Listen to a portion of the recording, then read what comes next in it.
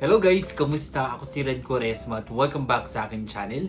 At kung bago pa lang kayo sa akin channel, huwag niyong kalimutan na mag-subscribe at sipahin na rin yung tiny bell button dun sa baba para updated kayo kung meron ako mga bagong video na i-upload dito sa akin channel. You know? At para sa video ito, another taste test na naman ang gagawin ko. And yun nga, napadaan ako kanina sa supermarket. Tapos meron akong nakitang kape na naman guys. Alam niyo naman ako, sobrang hilig ko magkape. And bawat may bagong produkto dun sa supermarket, basta kape, bibilin ko siya para gawin siya ng review at para ma-share ko din sa inyo kung okay ba siya or hindi. Hindi ko sure guys kung bago ba to or matagal na tong product na ito. Ito nga guys yung Good Day Cappuccino with Cocoa Granule. Ayun yung kanyang packaging. Yan. Actually, meron na akong natikman na ganito guys. Yung Good Day product din siya, pero yung creamy latte yata. Basta yung light brown yung kanyang packaging. So ito guys, bago lang to sa mata ko. Comment down below kung matagal na ba to or bago lang siya. So taste test natin to guys. And tikman natin kung okay ba siya or hindi. Kaya tara, mag-umpisa na tayo.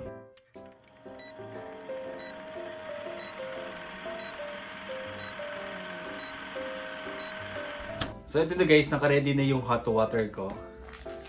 And timplahin na natin to. Good Day Cappuccino with Cocoa Granule. So ito guys, meron dito yung parang pinaka ibubudbud mo na cocoa granule niya. Wala akong mic na ginagamit ngayon guys, kaya sorry kung meron kayong mga naririnig na maingay. So nabubuksan ko na siya. Siyempre amuin muna natin. Nagpigkot.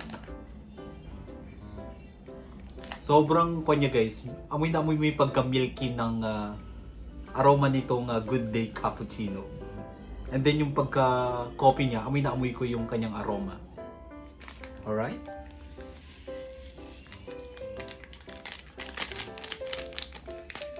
May instruction naman siya kung paano. 150 ml, 80 degree Celsius. So tara, stir na natin siya.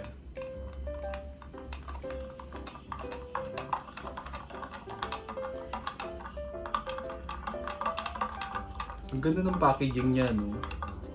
Oo, galing pala to ng Indonesia, guys. Itong product na to. Tapos halal siya. Diba? Kaya pwede ito sa ating mga Muslim brothers and sisters. And then yun. Tingnan natin kung meron siya yung parang pinaka... Dito yung sa packaging niya, yung foamy. Are you sure meron siya? Nakikita niyo naman siguro, no?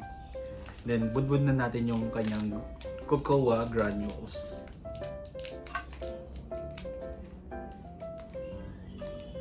Tadan! Nakikita nyo naman siya sa video, no guys? Ayun siya, oh. Ilapit ko yung camera. Ayun siya guys, oh. Yung itsura niya sa malapitan. Grabe, amoy na amoy yung aroma guys. Umaamoy siya, sumasamyo. Tama ba? Sumasamyo siya dito sa buong kwarto ko. Tara, tikman na natin. Ito na guys, the moment of truth. Tingnan na natin.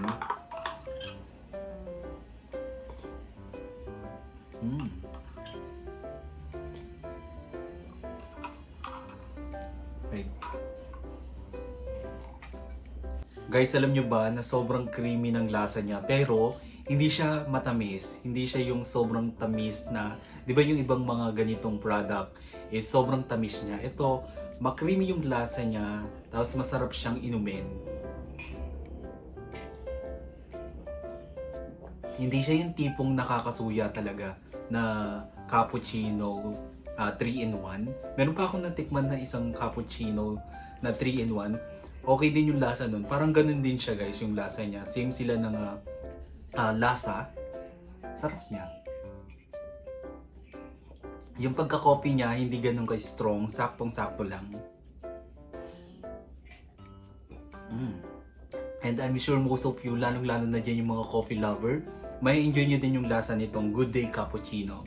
Baka naman Good Day Cappuccino. Kaya i-try nyo na din guys. Mura lang siya guys. Alam nyo ba na 5 pieces, 35 pesos lang siya. Diba? Meron ka na ganitong cappuccino Good Day. Sobrang worth it ng lasa niya. Gusto ko yung lasa niya. Kaya kung bibigyan ko siya ng rate, bigyan ko siya ng 9 over 10. Kaya try nyo din guys, and I'm sure most of you ay magugustuhan din tong lasa nitong Good Day Cappuccino. Baka naman Good Day Cappuccino.